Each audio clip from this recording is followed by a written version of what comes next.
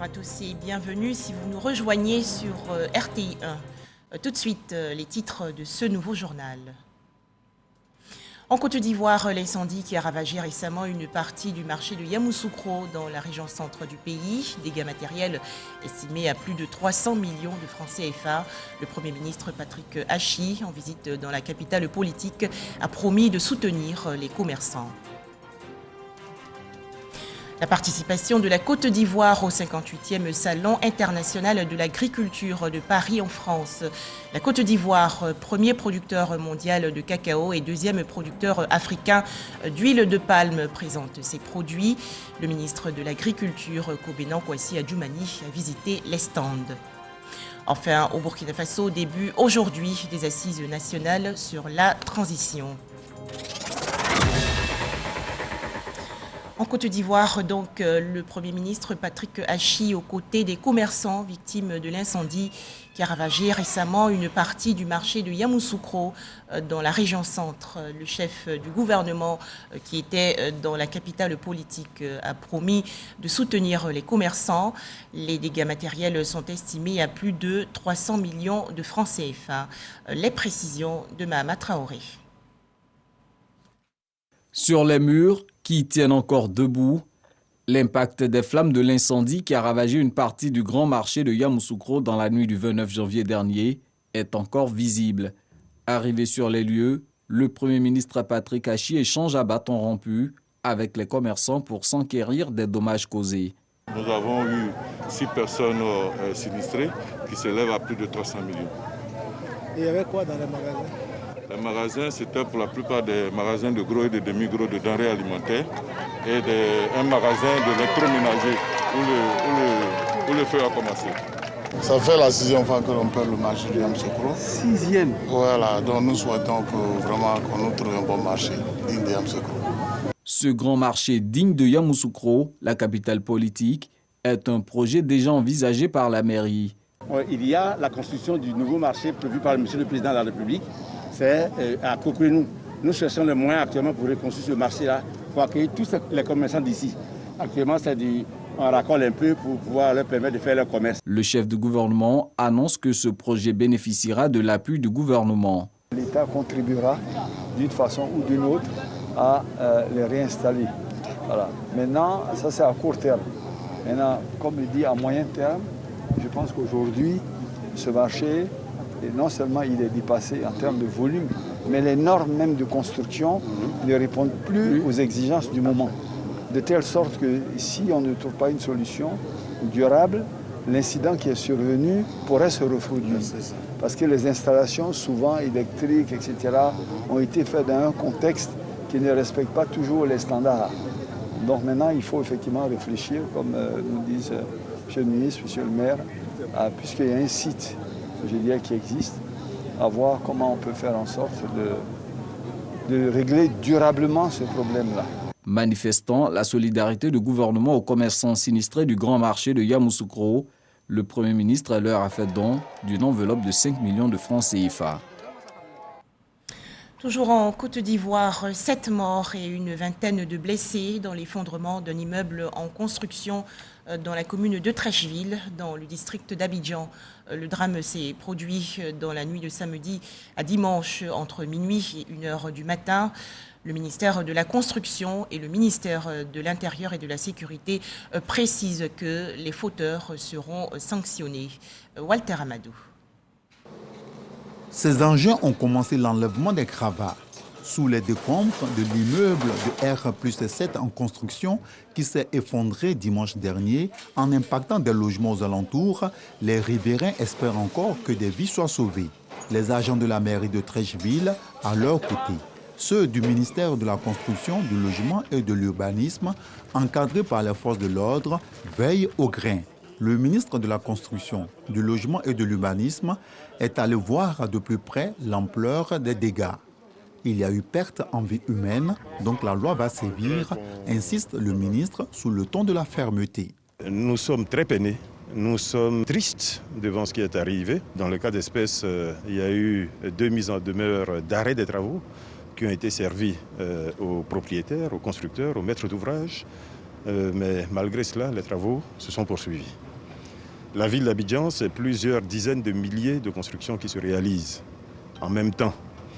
Il n'est pas possible, quelle que soit la volonté de l'État, de mettre des policiers en face de chaque habitation qui est irrégulière. Vous voyez la difficulté de la mission que nous avons. Nos textes aujourd'hui imposent l'intervention d'un architecte pour toute construction en milieu urbain. Au-delà de R2, tous les constructeurs doivent se faire accompagner par un bureau de contrôle ou un ingénieur conseil. Ils seront sanctionnés selon nos lois. Informé, Wagondo Diomandé, ministre de l'Intérieur et de la Sécurité, a fait également le déplacement sur les lieux du drame dans la mi-journée.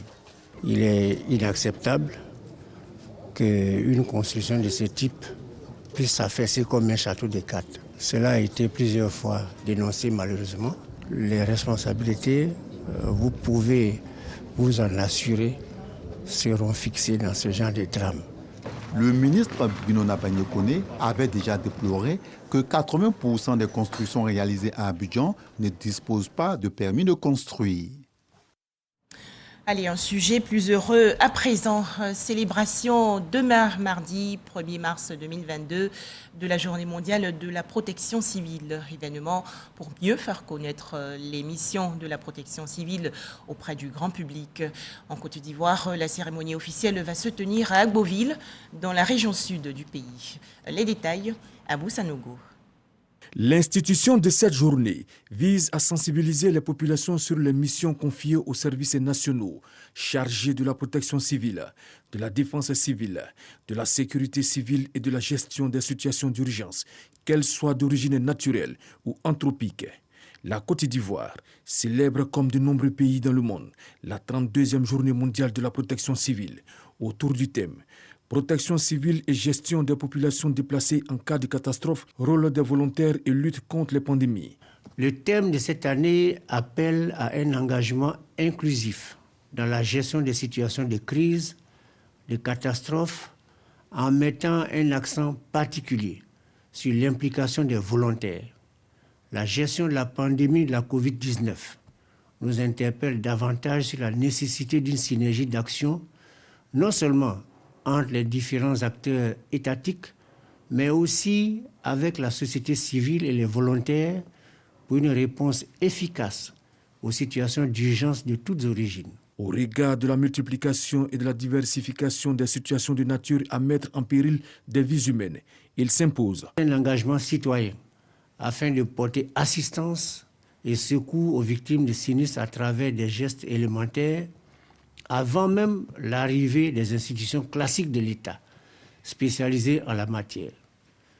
Pour cette année 2022, il s'agira pour tous les acteurs de premier plan, œuvrant dans le domaine de la protection civile, notamment l'Office national de la protection civile, de mener des actions de formation, de sensibilisation et de collaboration visant l'implication de toutes les forces vives de la nation pour une protection civile ivoirienne participative, réactive, performante et efficace. Toute la population ivoirienne est invitée à prendre part aux festivités. Je voudrais, en cette journée mondiale de la protection civile, au nom du président de la République, son Excellence, M. Alassane Ouattara, et au nom du gouvernement, vous exhorter tous à une démarche volontaire, partenaires au développement, secteur public ou privé, société civile, collectivité territoriale, population.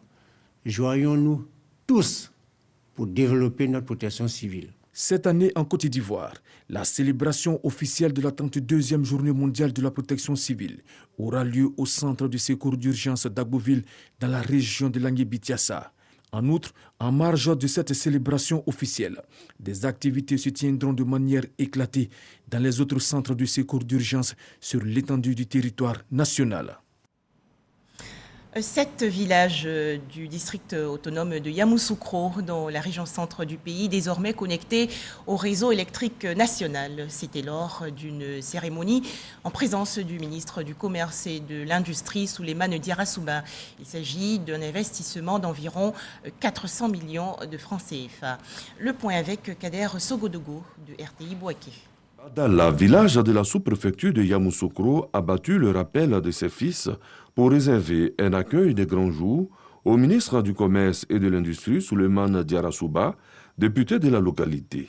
Il vient ajouter un pan important dans l'histoire de ce village.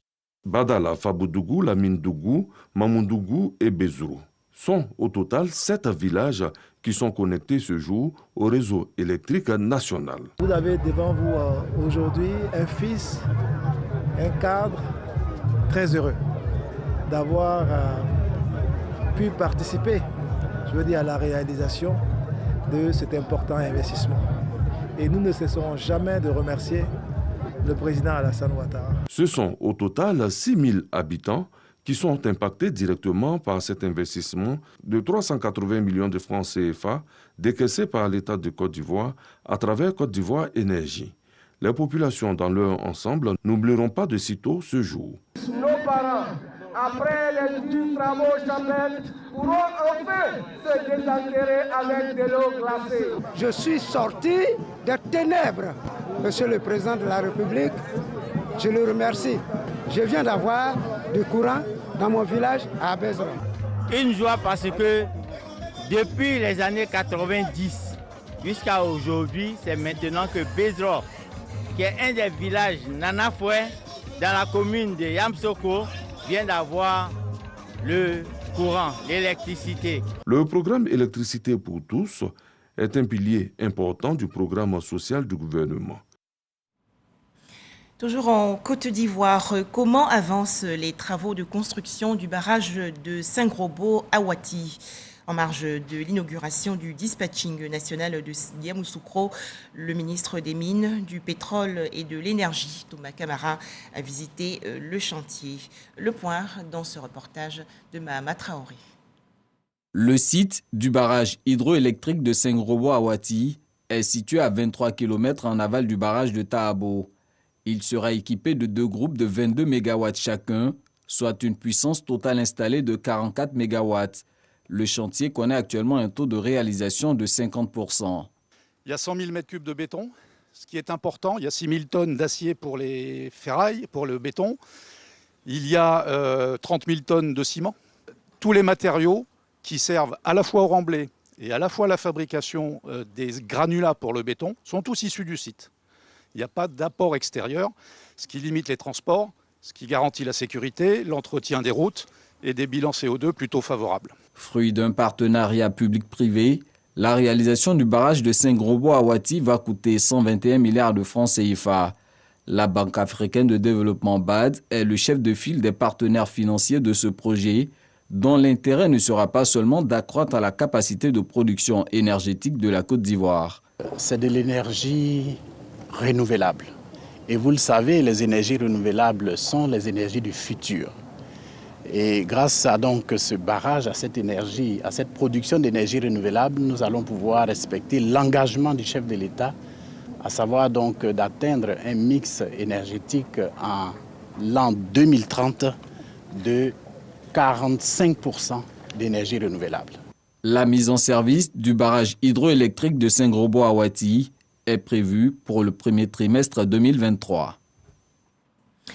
Dans l'actualité également, la Côte d'Ivoire à la 58e édition du Salon international de l'agriculture de Paris en France. Le ministre d'État, ministre de l'Agriculture et du Développement durable, Kobenan Kwasi Adjoumani, a visité le stand ivoirien ainsi que les rayons des pays frères comme la Tunisie. Les explications de Cheikh Koné. C'est un chardonnay pétillant, blanc de blanc, reconnu à vue d'œil par tout bon amateur de champagne grand cru. Mais la particularité de cette bouteille ne se découvre qu'aux premières saveurs, un goût piquant de noisettes mixées au cacao de Côte d'Ivoire. Donc c'est deux produits très nobles, bio. Donc c'est du cacao avec une méthode de distillation qui nous permet justement d'avoir ce côté très transparent. Et c'est bien évidemment du cacao qui vient de Côte d'Ivoire, en Afrique. Produit sur les côtes de Rieswald, à 10 km de Perpignan, au sud de la France, ce champagne au goût nectarifère est le résultat d'une aventure qui a démarré il y a 3 ans entre un vigneron français, et un chocolatier belge. C'est quelque chose de très chic, très élégant, très surprenant, très original. Ça peut se prendre en début de repas. Ça c'est important de le savoir également pour les femmes. Ça fait que 6,5 degrés. Et sinon, la plupart de nos clients, 70% de nos clients, le prennent avec un bon dessert. Ça c'est important. Donc... Alcoolisé ou non alcoolisé, ce grand cru est apprécié des adultes et même des tout petits. Tu goûtes et tu me dis si c'est bon. Fais gaffe à ce que tu dis. C'est bon. C'est bon mon chéri.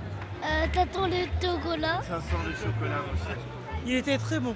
Avec, on sent bien le côté cacao, donc c'est très agréable. Le ministre d'État, ministre de l'Agriculture et du Développement rural de Côte d'Ivoire, Kobina Kwasi Adjoumani, s'est dit émerveillé par cette découverte. Et donc nous sommes impressionnés de voir cela. Nous sommes venus également avec des producteurs de cacao qui sont derrière moi et qui sont heureux et fiers de voir ce que devient leur fève une fois transformée. Et tout cela va ajouter une plus-value à ce que nous disons, nous faisons.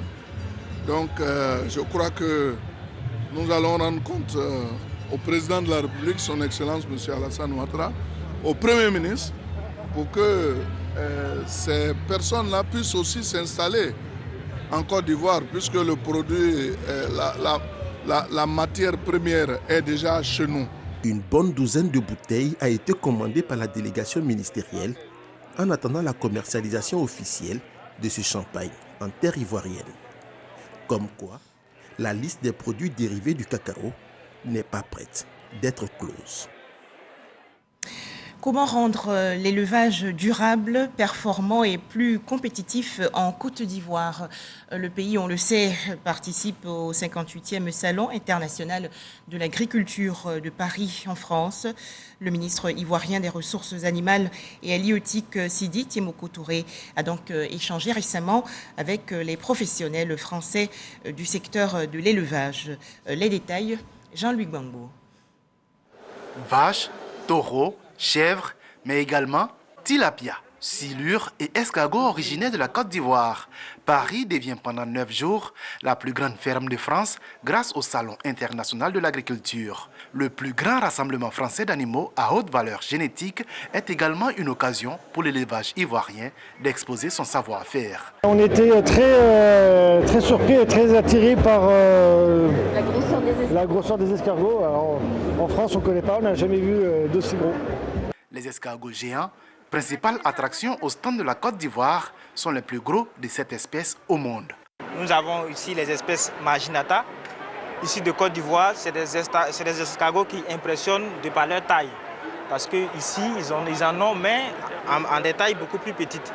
Les nôtres ont à peu près 20 fois la taille de ce qui existe ici. La participation à cette vitrine du monde agricole, le ministère des Ressources animales et halieutiques veut s'en servir pour donner un coup d'accélérateur au secteur de l'élevage en Côte d'Ivoire. Le ministre Sidi Tiemoko Touré a donc fait le tour de plusieurs exposants avant de terminer au stand réservé à la Côte d'Ivoire, épaulé par son collègue de l'agriculture et du développement rural. Nous envisageons au cours de ces jours d'exposition rencontrer des partenaires techniques et financiers à l'effet d'obtenir leur engagement en termes d'investissement dans le secteur des ressources animales et halieutiques en Côte d'Ivoire. Notre ambition, c'est d'atteindre la sécurité alimentaire. Et cette problématique est d'autant plus importante que nous sommes malheureusement tributaires des approvisionnements venant des pays limitrophes et même ailleurs. Avoir ici des partenaires sûrs qui pourraient accompagner durablement les acteurs nationaux, telle est donc la principale mission du ministère, mais également proposer au monde extérieur les compétences de la Côte d'Ivoire en matière d'élevage. Le Salon de l'agriculture de Paris convie 650 000 personnes chaque année. Retour en Côte d'Ivoire, la direction des affaires juridiques et de la coopération internationale du ministère de l'économie numérique était l'invité de l'émission Tout savoir sur. C'est une initiative du Centre d'information et de communication gouvernementale, le CICG. Les échanges ont porté sur la réglementation des télécommunications en Côte d'Ivoire. Espérance Diakale et Jean-Jacques Kwame-Ala. Avec un taux de pénétration de l'Internet en Côte d'Ivoire supérieur à 65%, le prix de l'interconnexion est passé de 4 francs en 2021 à 3 francs en 2022. Ces chiffres ont été donnés par le directeur des affaires juridiques et de la coopération internationale du ministère de l'économie numérique, des télécommunications et de l'innovation au cours du rendez-vous hebdomadaire Tout savoir sur, initié par le Centre d'information et de communication gouvernementale. Au départ, les tarifs étaient un peu chers parce que l'interconnexion était encore assez élevée.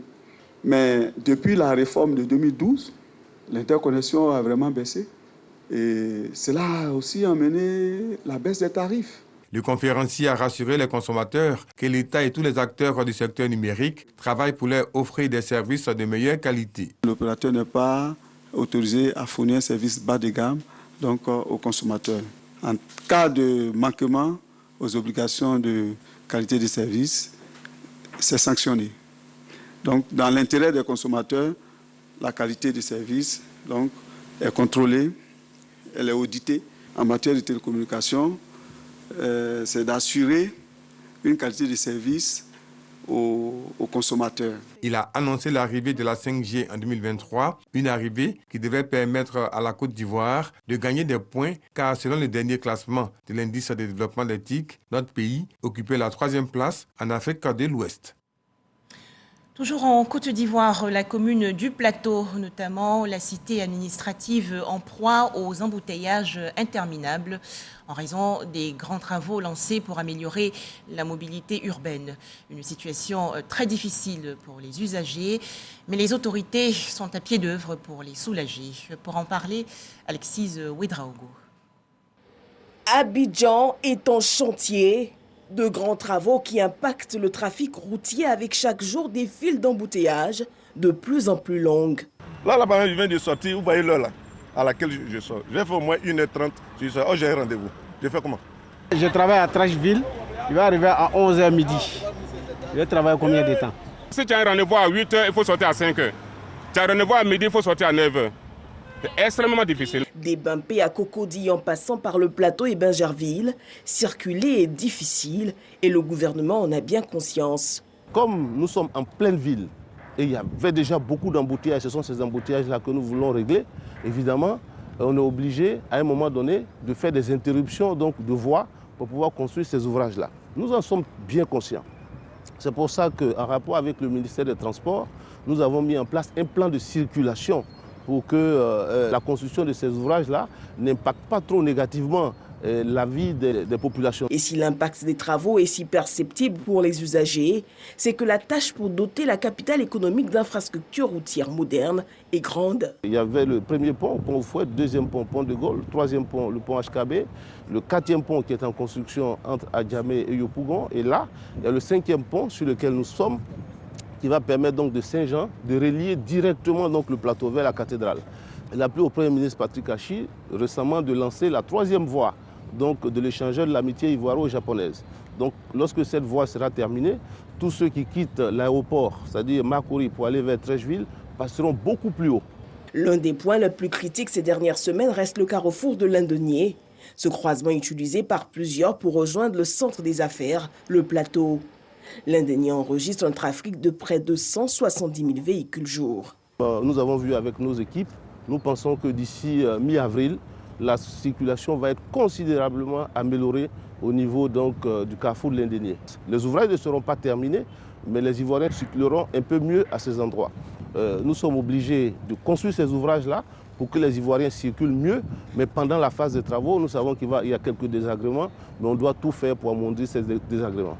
Le grand chantier des infrastructures routières devra bientôt profondément améliorer la mobilité urbaine, mais bien avant de pouvoir en profiter, il faudra encore un peu supporter le temps des travaux. Direction Umbato, dans la région centre du pays. Des véhicules ont été offerts récemment à la brigade de gendarmerie. C'est un don de Nguessan Aondion, cadre et fils de la région. Le point, Godefroy Okambawa. Un véhicule de type 4x4 réceptionné par le général de corps d'armée à Palo Touré. Un don de Nguessan Aondion, cadre du Moronou, directement remis à la gendarmerie de Mbato. La brigade de Mbato, jusque-là limitée dans son action de protection des biens et des personnes de cette localité, voit booster sa mobilité avec ce véhicule de fonction. Belle opportunité pour le général Apalo Touré de remercier les populations désormais engagées pour la paix après les malheureux événements enregistrés pendant l'élection présidentielle. J'ai eu la force de venir parce que Mbato est une ville importante qui a joué un rôle important au moment des temps difficiles, parce que je peux dire que la paix est aussi partie d'ici. Lorsqu'on vous a parlé et que vous vous êtes calmé alors que tout le monde croyait que tout était foutu ici, je pense que votre exemple a fait tache d'huile et les choses se sont améliorées dans l'ensemble du pays. Outre la sécurité et la paix, le développement économique de Mbato mérite un coup d'accélérateur. Nguessa Ondjon apporte sa contribution en dotant les jeunes et les femmes de 13 tricycles pour faciliter l'écoulement de leurs produits agricoles. Nos frères et sœurs élus et cadres du Morono, je vous appelle à l'union et à la fraternité, car c'est à ce prix que nous parviendrons à développer notre région. J'avais fait la promesse d'accompagner toutes les actions sociales et de développement pour le bien-être des populations. Cela fait suite à une recommandation forte du président de la République, son Excellence Alassane Ouattara, qui veut que tous les Ivoiriens, partout où ils se trouvent, vivent en parfaite harmonie, dans la paix, dans la cohésion sociale. Ces actions de générosité ont été saluées par le préfet de Mbato, heureux que son département et ses administrés bénéficient de cette action. La vaccination, encore la vaccination et toujours la vaccination pour mettre fin à la propagation du coronavirus.